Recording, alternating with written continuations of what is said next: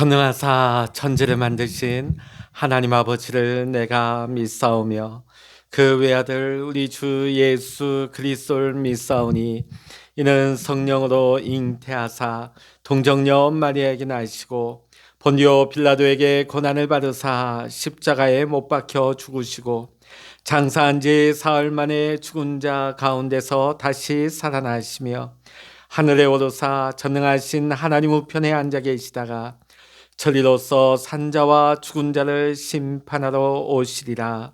성령을 믿사오며 거룩한 공회와 성도가 서로 교통하는 것과 죄를 사하여 주시는 것과 몸이 다시 사는 것과 영원히 사는 것을 믿사옵나이다. 아멘. 찬송가 384장입니다. 찬송 384장입니다. 나의 갈 길 다가도록 예수 인도하시니 내 주 안에 있는 긍휼 어찌 의심하리요. 믿음으로 사는 자는 하늘 위로 받겠네. 무슨 일을 만나든지 만사 형통하리라. 무슨 일을 만나든지 만사 형통하리라. 나의 갈 길 다가도록 예수 인도하시니 어려운 일 당한 때도 족한 은혜 주시네. 나는 심히 고단하고 영혼 매우 가라나 나의 앞에 반석에서 샘물 나게 하시네. 나의 앞에 반석에서 샘물 나게 하시네. 나의 갈 길 다가도록 예수 인도하시니 그의 사랑 어찌 큰지 말로 할 수 없도다. 나는 심히 고단하고 여느 나라 갈 때에 영영 부르 나의 찬송 예수 인도하셨네. 영영 부르 나의 찬송 예수 인도하셨네.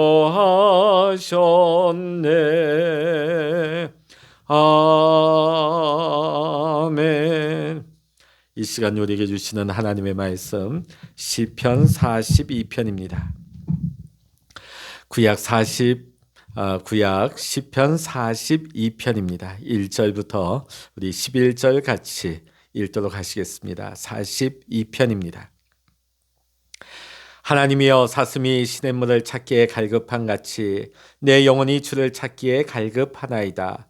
내 영혼이 하나님 곧 살아계시는 하나님을 갈망하나니 내가 어느 때에 나아가서 하나님의 얼굴을 배울까. 사람들이 종일 내게 하는 말이 내 하나님이 어디 있느냐 하오니 내 눈물이 주야로 내 음식이 되었도다. 내가 전에 성의를 지키는 무리와 동행하여 기쁨과 감사의 소리를 내며 그들을 하나님의 집으로 인도하였더니 이제 이 일을 기억하고 내 마음이 상하는도다. 내 영혼아 내가 어찌하여 낙심하며 어찌하여 내 속에서 불안해하는가. 너는 하나님께 소망을 두라. 그가 나타나 도우심으로 말미암아 내가 여전히 찬송하리로다. 내 하나님이여 내 영혼이 내 속에서 낙심이 되므로 내가 요단 땅과 헤르몬과 미사일산에서 주를 기억하나이다. 주의 폭포 소리에 깊은 바다가 서로 부르며 주의 모든 파도와 물결이 나를 휩쓸어나이다. 낮에는 여호와께서 그의 인자하심을 베푸시고 밤에는 그의 찬송이 내게 있어 생명의 하나님께 기도하리로다. 내 반석이신 하나님께 말하기를 어찌하여 나를 잊으셨나이까? 내가 어찌하여 원수의 압제로 말미암아 슬프게 다니나이까 하리로다. 내 뼈를 찌르는 칼같이 내 대적이 나를 비방하여 늘 내게 말하기를 내 하나님이 어디 있느냐 하도다.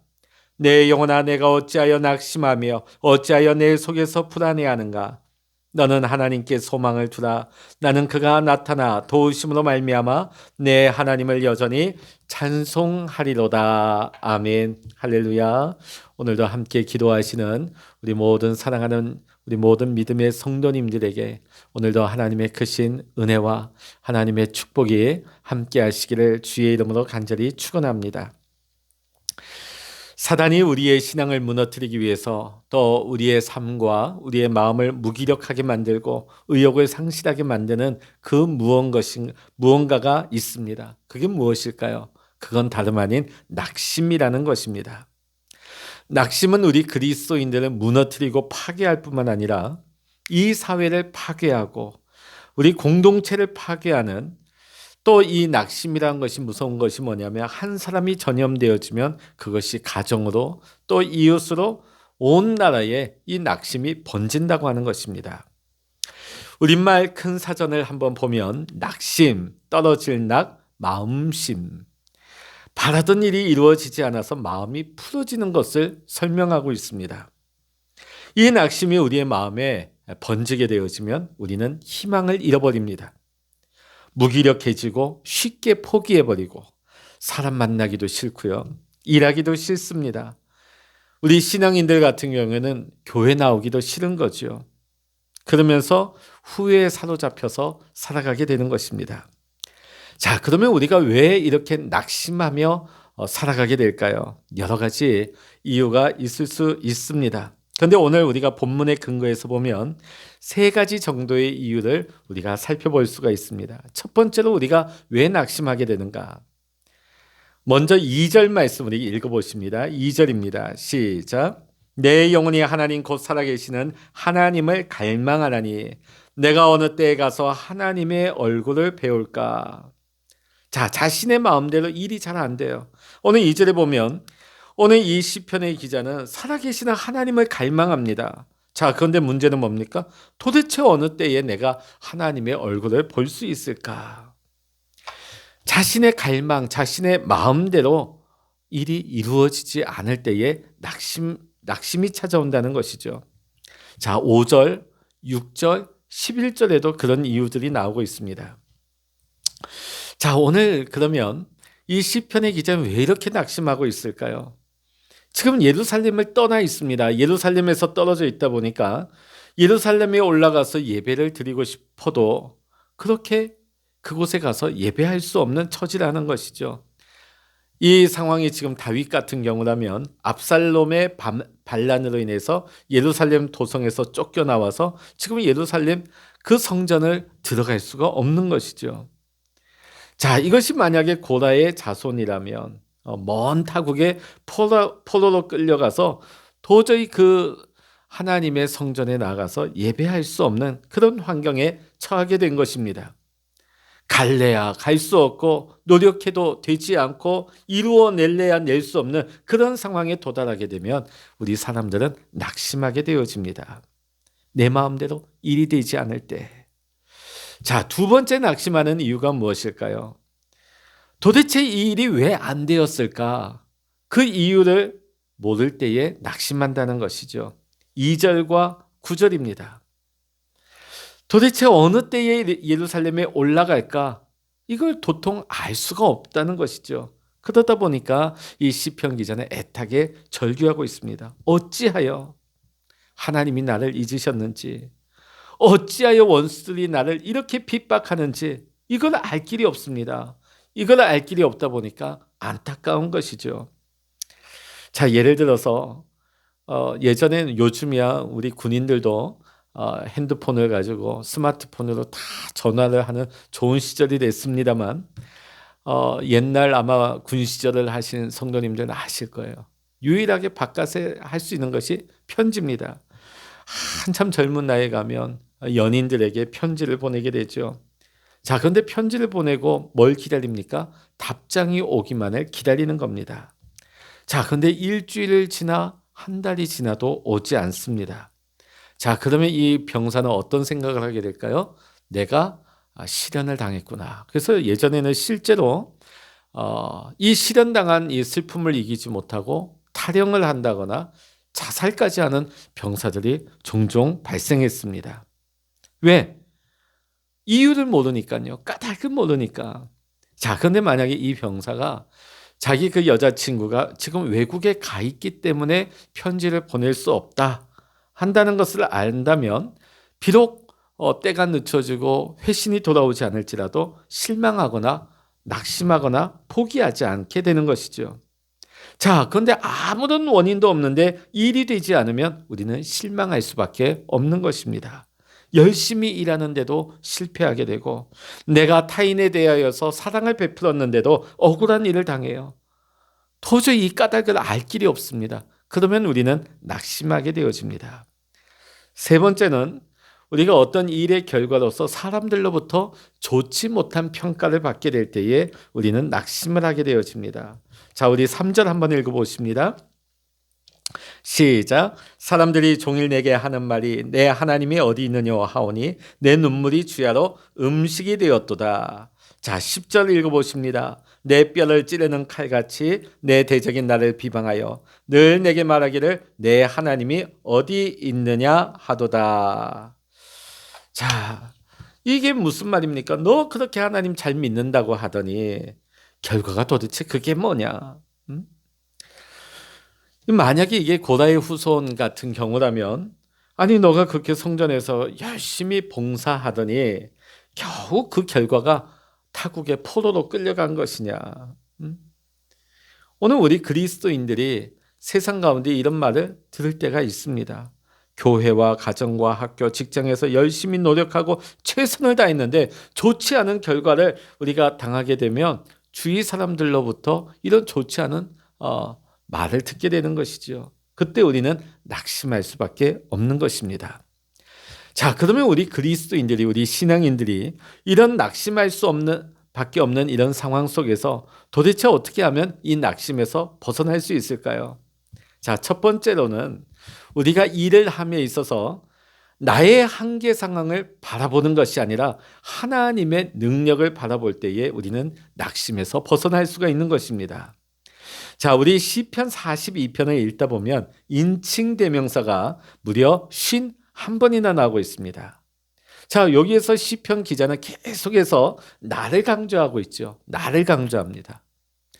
여러분, 나를 강조하면 결국은 무엇이 나옵니까? 무능력한 내 자신이 남게 되는 것이죠. 이 시편 기자는 자신의 무능력함을 고백하고 있습니다. 그리고 그것 때문에 낙심하고 있는 것이죠.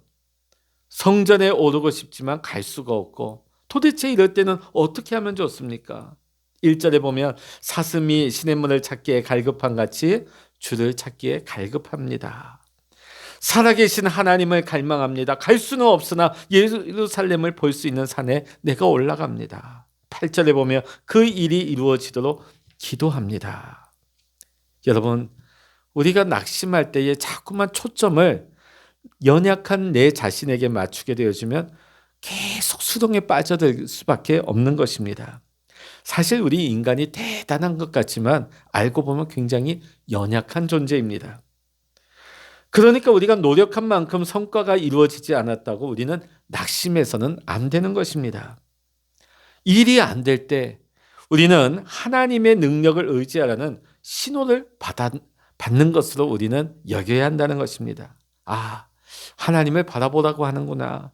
하나님을 의지하라고 하나님 사인 주시는구나. 이제 우리의 관점을 연약하고 무능한, 무력한 내 자신에게서 이제 관점을 돌려서 우리가 하나님을 바라볼 때에, 하나님을 향하게 될 때에 우리는 비로소 낙심에서 벗어날 수 있는 출발선에 오르게 되는 것입니다. 사랑하는 성도 여러분, 우리 하나님이 어떤 하나님이십니까? 전능하신 하나님, 살아계신 하나님이 되십니다. 할렐루야. 오늘도 이 하나님께 여러분의 방향을 맞추시기를, 여러분의 관점을 맞추시기를 주의 이름으로 간절히 축원합니다. 두 번째는 우리가 아까 말씀을 나눴듯이 이유를 모르니까 우리가 낙심하게 된다는 걸, 도대체 왜 이런 일이 일어났을까?